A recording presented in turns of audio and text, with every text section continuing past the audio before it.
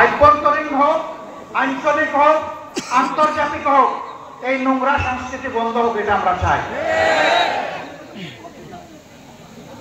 2 নম্বর, হ্যাঁ, দর্শন এবং খুনের সর্বোচ্চ সাজা হচ্ছে মৃত্যুদণ্ড, কিন্তু আজ পর্যন্ত কয়টা মৃত্যুদণ্ড এই দেশবাসী দেখেছে?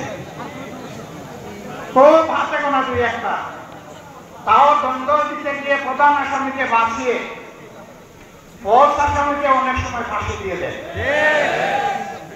কিন্তু যদি কোরআনের আইন কায়েম হয় তাহলে অবশ্যই শতভাগ ন্যায় বিচার নিশ্চিত হবে, ন্যায় বিচারের নামেও কারো উপরে জুলুম হবে না, আবার জালিমও এখান থেকে রেহাই পাবে না।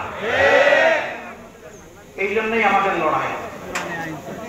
আমরা এই শিশুর হত্যাকারীদের দ্রুত বিচার শুধু দেখতে চাই না, বিচারের রায় কার্যকর হয়েছে তাদের ক্ষেত্রে। আমরা বলেছি সর্বোচ্চ 90 দিনের ভিতরে বিচার, রায় এবং কার্যকর আমরা দেখতে চাই। অনেকে বলেছেন 1 সপ্তাহে, দেশের আইনে 1 সপ্তাহ হবে না। আমরা এই জন্য 90 দিন বলেছি, কিন্তু আমরা 91 দিন দেখতে চাই না। আসুন, শুধু মাগুরায় নয়, সমাজের সারা দেশে এই ধরনের জঘন্য অপকর্মে যারা লিপ্ত হবে আমরা তাদেরকে সামাজিকভাবে বয়কট করি এবং তাদেরকে আমরা ঘৃণা করি। এরা যেন সমাজের কোনো জায়গায় কোনো জায়গা না পায়। সে যত বড় লোক হোক, লম্পটি, দুষ্কৃতিকারী সে দুষ্কৃতিকারী, তাকে তার লাম্পট্য এবং অপরাধের শাস্তি তাকে পেতে হবে। তার বড় শাস্তি হচ্ছে সামাজিকভাবে ঘৃণা করা।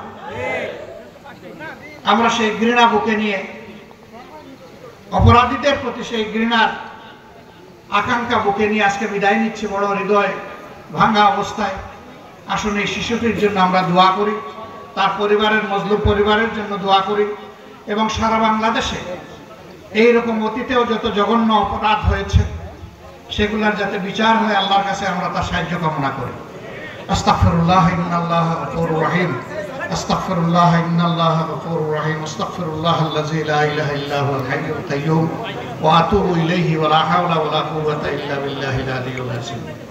আল্লাহুম্মা সাল্লি আলা মুহাম্মাদিন ওয়া আলা